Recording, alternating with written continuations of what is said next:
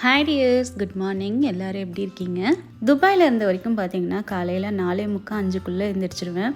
ஆனால் கிச்சனுக்குள்ளே போனோடனே ரிலாக்ஸாக காஃபிலாம் போட்டு குடிக்க மாட்டேன். ஏன்னா ஒரு 8:30 வரைக்குமே வேலை கரெக்டாக இருக்கும். சில சமயம் காஃபிலாம் குடிக்க மாட்டேன், டைரெக்டாக பிரேக்ஃபாஸ்ட்டே சாப்பிட்ருவேன் 8:30. ஆனால் இந்தியா வந்ததுக்கப்புறம் காலையில் கிச்சனுக்குள்ளே வந்தால் காஃபி வச்சு குடிக்கிற வேலை தான். அதுக்கப்புறம் தான் மெதுவாக பிரேக்ஃபாஸ்ட் செய்ய ஆரம்பிப்பேன். இன்றைக்கி பசங்களோட பிரேக்ஃபாஸ்ட்டுக்கு இனிப்பு கம்பு சேமியா தான் செஞ்சு கொடுத்தேன். இது ராகி சேமியா பண்ணுற மாதிரியே தான். ஆல்ரெடி ரெசிபி நம்ம சேனலில் இருக்குது, நான் இன்னொரு தடவை உங்களுக்கு சொல்கிறேன். சேமியா மூழ்கிற அளவுக்கு நார்மல் வாட்டர் ஊற்றி ஒரு 7 நிமிஷம் ஊற வச்சுக்கோங்க. அதுக்கப்புறம் ஊறின சேமியாவை இட்லி பாத்திரத்தில் வச்சு ஒரு 10 நிமிஷம் வேக வச்சு எடுத்துக்கோங்க. வேக வச்ச சேமியா கொஞ்சம் ஆறுனதுக்கப்புறமா நாட்டு சக்கரை, தேங்காய் பூ சேர்த்து நல்லா கலந்து விட்டுட்டு ஒரு 10 நிமிஷம் ஊற வச்சுட்டு அதுக்கப்புறம் சர்வ் பண்ணுங்கள். நல்லா உதிரி உதிரியாக சாப்பிட்றதுக்கு டேஸ்ட் நல்லாயிருக்கும்.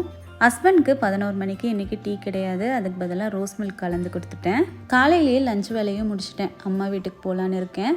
சக்கரவள்ளி கிழங்கு பொரியல் பண்ணியிருந்தேன். அதுக்கப்புறம் முள்ளங்கி சாம்பார். அம்மாவுக்கு கொஞ்சம் எடுத்துகிட்டு போகலான்னு எல்லாத்தையும் பேக் பண்ணி எடுத்துக்கிட்டேன்.